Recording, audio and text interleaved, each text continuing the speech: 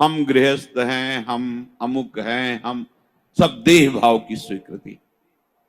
प्रभु कह रहे हैं ममैवांशो, तू मेरा अंश है, मेरा बच्चा है, मेरी आत्मा है। फिर ऐसा क्यों आप स्वीकृति नहीं कर रहे कि प्रभु मेरे हैं? सच्ची मानिए प्रभु ही अपने हैं। सच्ची मानिए प्रभु ही हमें बहुत प्यार करने वाले मित्र मिल गए, नहीं तो कोई नहीं है यहां, केवल भ्रम है। मानो प्रभु की बात को मान लो, निहाल हो जाओगे। वो इसीलिए बोल रहे हैं, इसीलिए बोल रहे हैं कि हम निहाल हो जाए, परमानंद में मगन हो जाए। प्रभु अर्जुन जी को कह रहे हैं सुख दुखे समय कृत्वा लाभा लाभो जया जयो।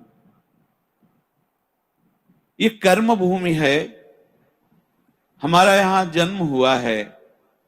अपने शुभ और अशुभ दोनों कर्मों को मिटा करके वो परम लाभ जो किसी कर्म से नहीं होता वो हम करें। वो कौन सा कर्म है जो हमें परम लाभ देगा? तो कह रहे हैं जय और पराजय में समान भाव रखना ही वो समता रूपी महान धर्म है जो तुम्हें बचा लेगा। बड़े से बड़ा शुभ कर्म भी फांसी ही है। चाहे सोने की जंजीर से फांसी लगाओ और चाहे रस्सी से फांसी लगाओ, मरोगे तो है ही। ऐसे शुभ कर्म भी फांसी ही है। लोक लोकांतर में भटकना होता है, विश्राम नहीं होता। और अशुभ कर्म तो है ही, कहना क्या है उसको।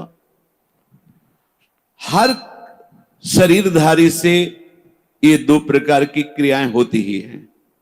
कहीं ना कहीं शुभ कर्म होता है, कहीं ना कहीं अशुभ कर्म। कोई ऐसा नहीं है जो इन दोनों कर्मों से युक्त ना हो।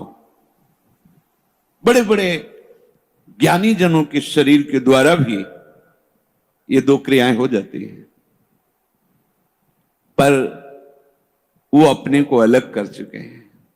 वो अपने स्वरूप में स्थित हैं, कर्ता भाव रहित हैं, इसलिए न शुभ उनका स्पर्श करता है, ना अशुभ स्पर्श करता है।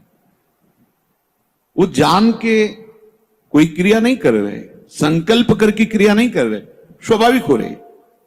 अब उसमें कुछ भी ऐसी घटना घट जाती है तो उसके वो करता नहीं है। इसलिए कहा गया कि जो आत्मज्ञानी महापुरुष है, अगर उसके द्वारा बड़े से बड़ा शुभ कर्म हो जाए तो कोई उसका पुण्य फल नहीं होता, और बड़े से बड़ा कोई पाप कर्म बन जाए तो उसका कोई अपराध नहीं होता, क्योंकि कर्ता भाव से रहित है। ये सबकी समझ में नहीं आएगा, ये आगे की बातें हैं जहां अहंकार समर्पित हो जाता है। कैसे नहीं उसको अपराध लगेगा? उसके शरीर के द्वारा हो रहा है। तो जैसे हमारे इस प्रदेश में जितने भी प्राणी वास करते हैं, फिर देश में, फिर हमारे विश्व में, तो हम एक प्रदेश से लेते हैं कितना अशुभ कर्म होता है और कितना शुभ कर्म होता है। क्या आपको दोनों का दंड मिलता है या पुरस्कार मिलता है? या आपको हर्ष होता है या शोक होता है? या सुख होता है या दुख होता है? नहीं होता। क्यों नहीं होता? क्योंकि हमारा संबंध नहीं।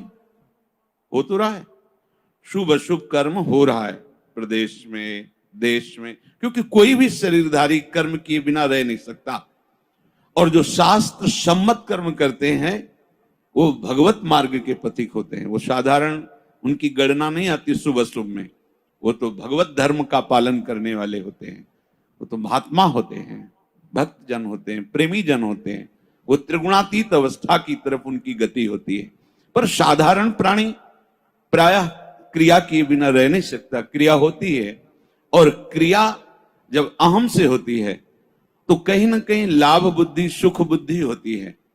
इसके कारण वो ये समझ नहीं पाता है कि धर्म है कि अधर्म है, और बढ़ता चला जाता है।